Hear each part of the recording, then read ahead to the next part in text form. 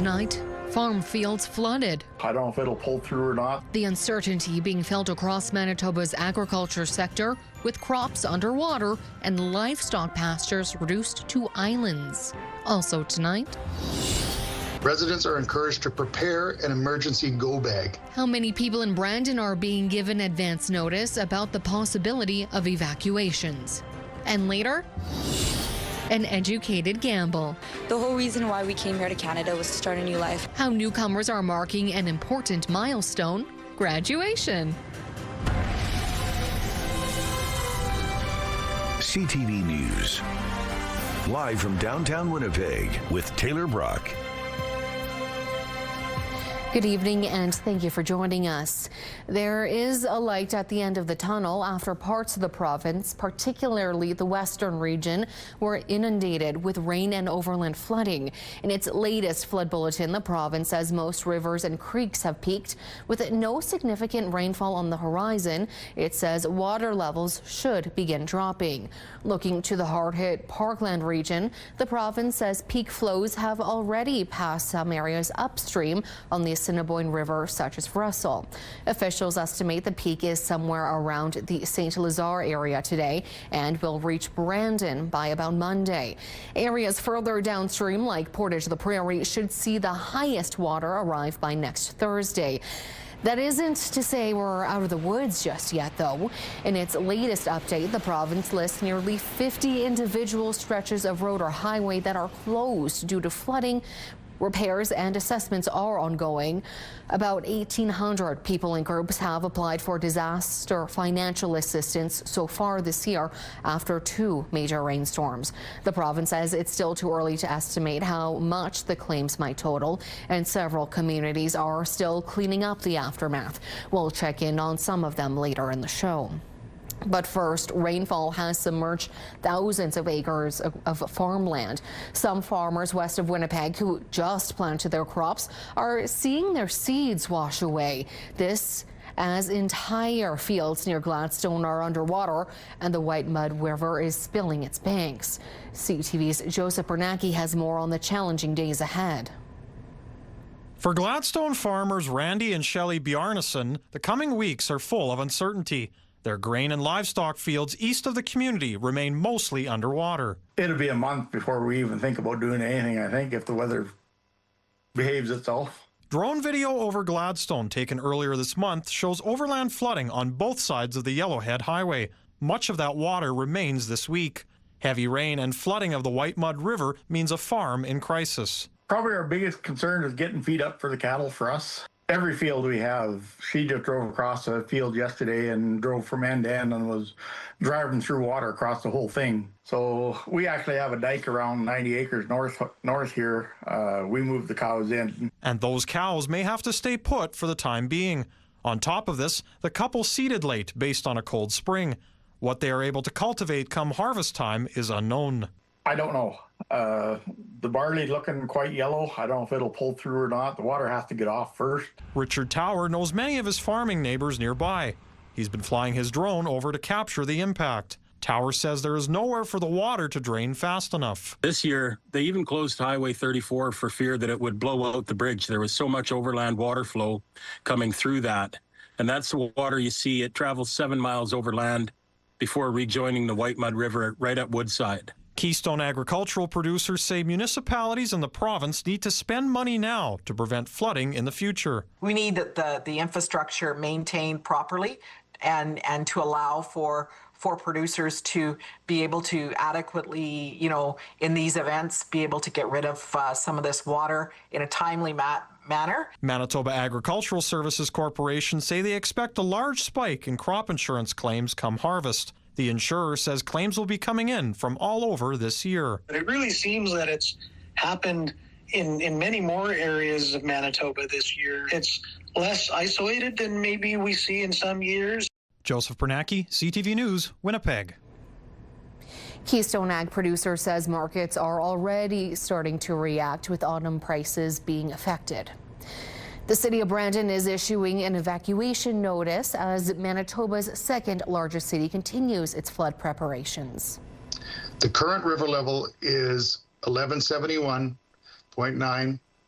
That's a bank full capacity and approximately 8,000 cubic feet a second. Brandon Mayor Jeff Fawcett made the announcement today, but he's emphasizing that these are evacuation notices and not orders. The notices, which are being sent out, will be used to give residents living and working within evacuation zones information specific to them regarding the situation. There's a high level of confidence.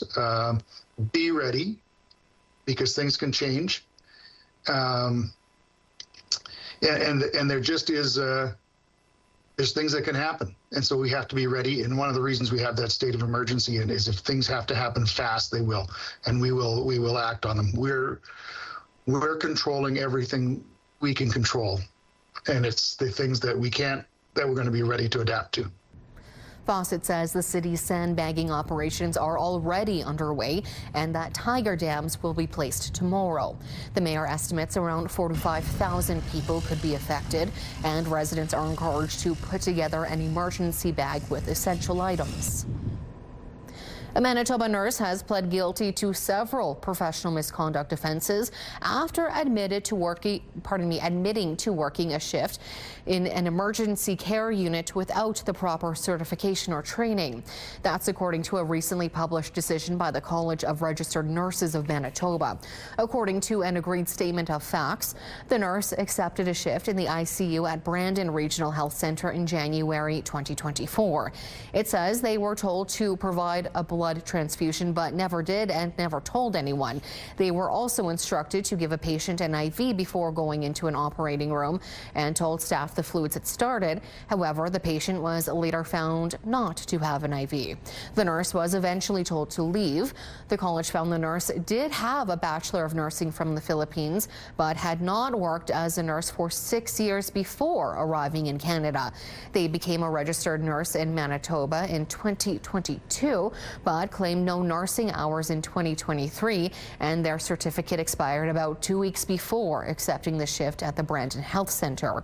The penalties include an $8,000 fine, mandated nursing courses, and more than 2,000 required practice hours.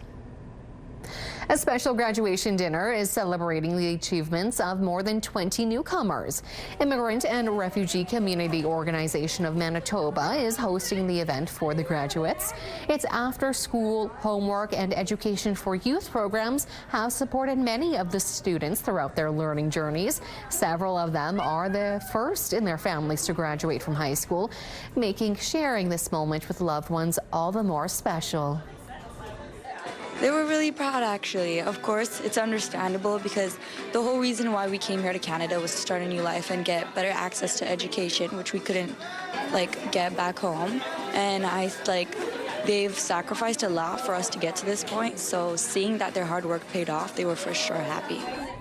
The meal being served features cultural foods and flavors representing the graduates' diverse backgrounds. AirCom provides housing, programs, and services for newcomer parents and children. And here's our first look at tonight's weather. It's currently 21 degrees, feeling more like 24 with that humidity. That's actually at 65%. A few clouds in the sky with the pressure dropping and light winds. Tonight in Winnipeg, it will get cooler. Temperatures will drop to 13 degrees as our overnight low. We're expecting our sky to be clear overnight. Tomorrow morning, though, we could be seeing mostly sunny with a mix of sun and cloud late in the morning. 17 degrees starts us off. Still to come, chopping the tree budget. A local group is concerned the province's directive could impact the future of Winnipeg's canopy.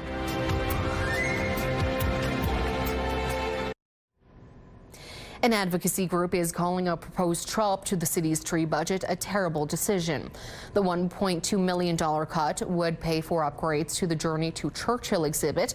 As CTV's Jeff Keel reports, Trees Winnipeg worries this could impact the city's tree canopy.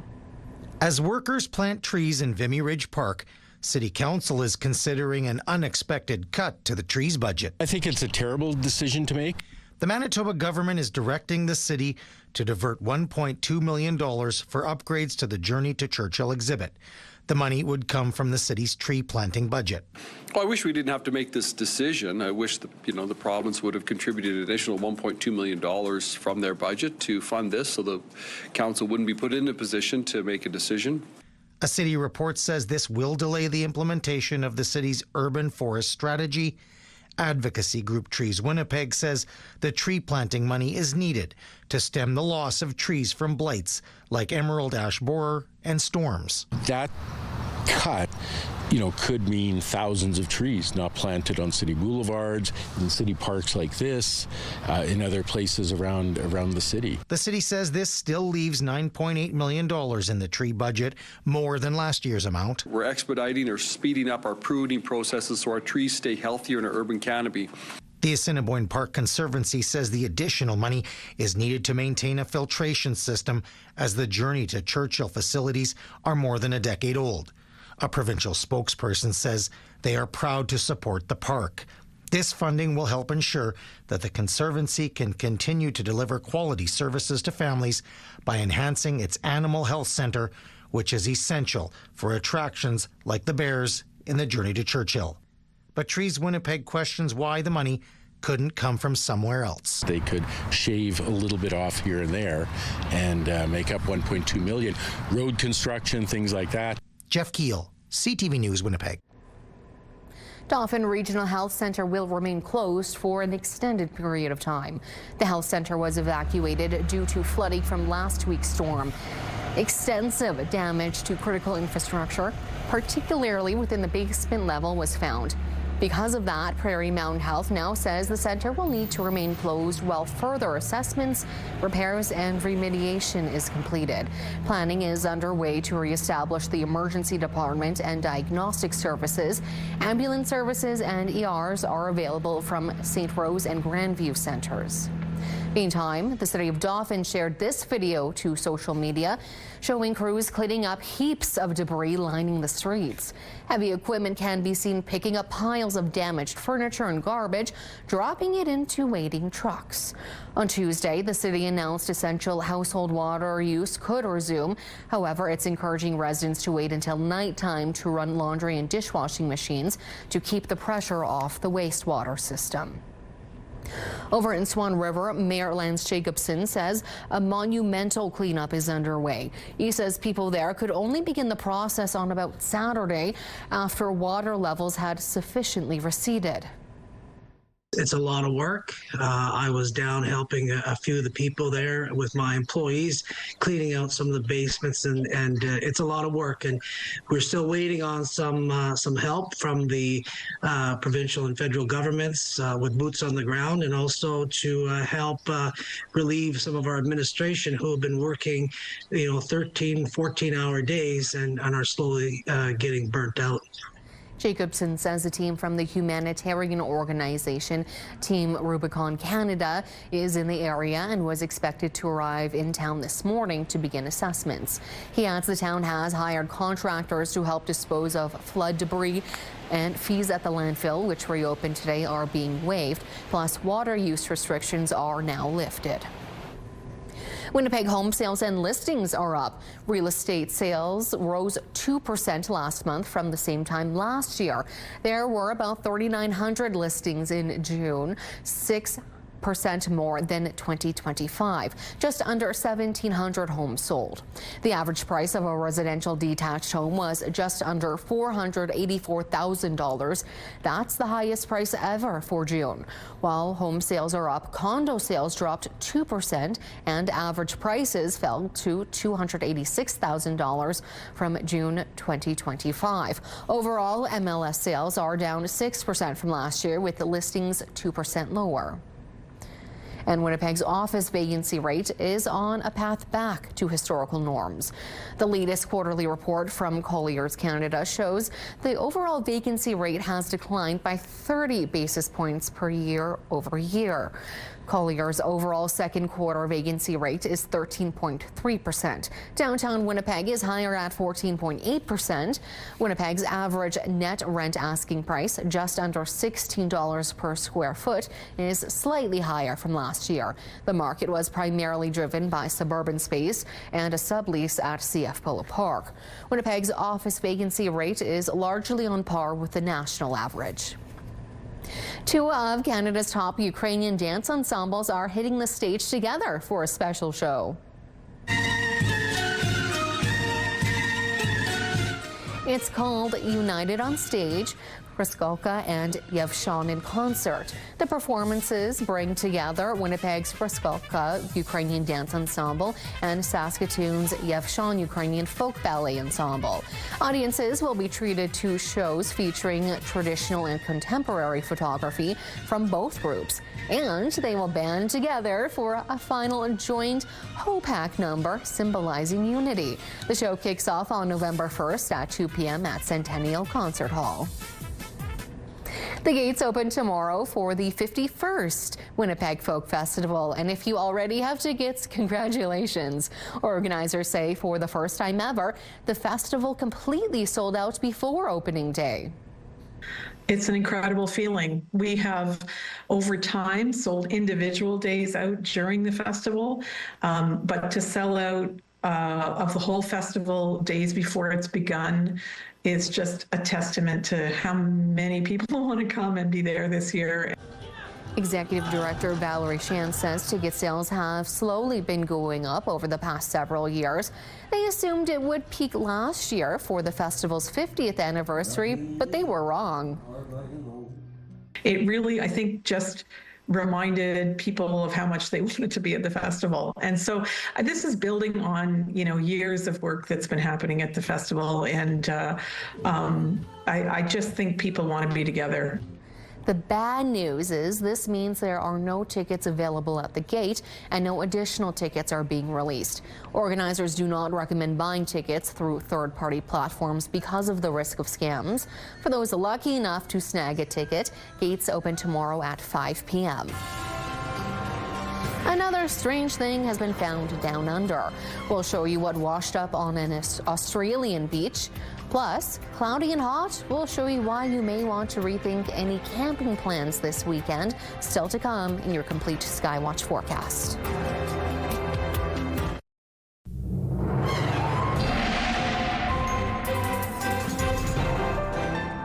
Tonight's Skywatch photo gives us a glimpse of Devil's Lake, one of the many beautiful lake photos we've been getting tonight. You can send yours to Winnipeg Weather at ctv.ca. It doesn't have to be a lake.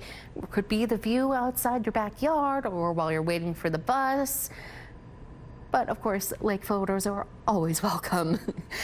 We are seeing currently, we're still under an air quality warning in northern Manitoba. I'll move to the side here to give you that better picture. It does not include folks in Gillam or Churchill, but there is still those air quality concerns in places like Thompson, Burchett, and Norway House and Flin Flon. This is because of wildfires in the area. And along with that, there is a lower chance we could be feeling some of the effects in southern Manitoba, particularly if you are more sensitive. And speaking of southern Manitoba, a different advisory going on, a heat advisory. That is because we've got temperatures rising on the weekend and early next week to the early to mid 30 degrees Celsius range. With that humidity, though, particularly in Winnipeg on Sunday, it could feel like 45 degrees. So if you are planning on going camping this weekend, make sure you are by a lake or, I don't know, bring along a portable AC. Just keep yourselves cool and safe because those temperatures could be dangerous. We are seeing overnight and into tomorrow morning, this system here is going to start pushing into Manitoba, bringing with it scattered showers for the north. However, in western Manitoba, about the central half, we will be feeling some rain. We don't quite know yet how heavy it's going to fall, but looking at this system, I have a feeling it could potentially even bring thunderstorms. This system is actually going to stick around throughout the region over the next couple of days, pushing out on the weekend. And as mentioned, we are going to be seeing that rain tomorrow, particularly in places like Flin Flon and the Pas, although thunderstorms could start as soon as tonight. And speaking of tonight, clear tonight in Dauphin with a low of 13, but that region tomorrow could be seeing rain, maybe even a thunderstorm as we saw just a second ago. Winnipeg, though, tomorrow a high of 27 degrees, mostly sunny. Portage, you folks could be getting a thunderstorm tomorrow. Folks in Fort Francis, bright and sunny with a high of 27. And a quick look at that 7-day forecast shows a whole lot of sunshine and those hot temperatures, including 33 on Sunday. The mystery of Australia's curious spaceballs may now be solved. Several of these unidentified objects were found on a beach. The Australian Space Agency says they are likely pressure vessels from a space launch, and the location and characteristics of the so-called spaceballs are consistent with debris from a foreign rocket. The agency is working with international authorities to confirm its theory. A campaign to save the snowbirds' 2027 flying season is taking off across the country. The plea for Ottawa to give the birds a flying chance next. On Saturday, the Canadian snowbirds are set to take to the skies for their annual hometown air show, but it'll be the last for a while. CTV's Donovan May reports. Born and raised on a farm just south of 15-wing moose jaw, Jana Kitts would watch and wonder the Canadian Forces snowbirds practices as the team flew over her family's home. To me, they're more than an air demonstration squadron. But after learning in May the team would be grounded at the end of this air show season, she began researching the best way to keep that from happening. They do these amazing performances, and when you're watching, you're just getting this amazing, overwhelming sense of pride that they represent Canada. Kitts has since started a petition to the federal government aiming to have the Ministry of Defence rethink its decision to ground the team. Her letter to the House of Commons requests Ottawa continues the Snowbirds operations, even as it searches for new aircraft for the team. They're a special team to Canada. They're Canada's team. It just feels like that Canadians don't want to lose that in the transition period. Hundreds of Canadians from coast to coast to coast have already supported her petition. This is something that's ours.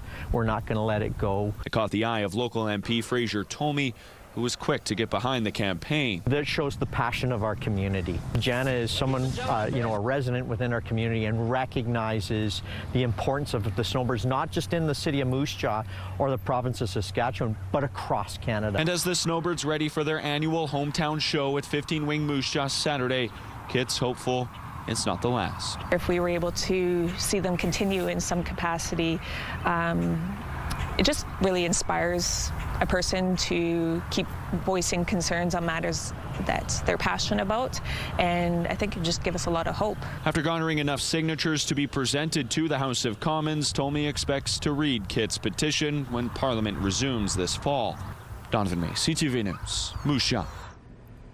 Stonewall Quarry Days is just around the corner, and its lineup of Canadian country music stars will help you dance the night away.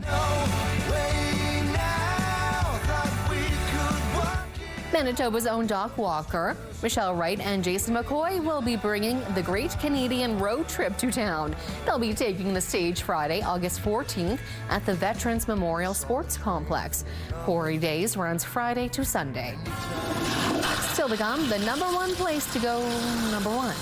Where searching for a toilet isn't as draining as it used to be, and we'll break down tomorrow's forecast next. Women's clothing provided by RW & Company. Salon services provided by S&T Spa Salon. A hot day tomorrow in Winnipeg with temperatures reaching a high of 28 degrees and a mix of sun and cloud by the time most folks head home. You can leave a review for just about anything nowadays. It's not a commentary on the review. This includes bathrooms in Kitchener's Waterloo region. Flush and Tell is an online group where people can post pictures and reviews of bathrooms where they've gotten some business done.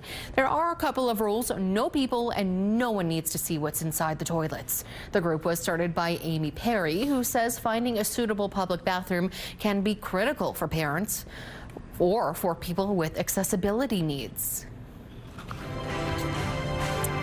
That's, you know, any kind of review, I guess. That's it for us tonight. Thank you for watching, and good night.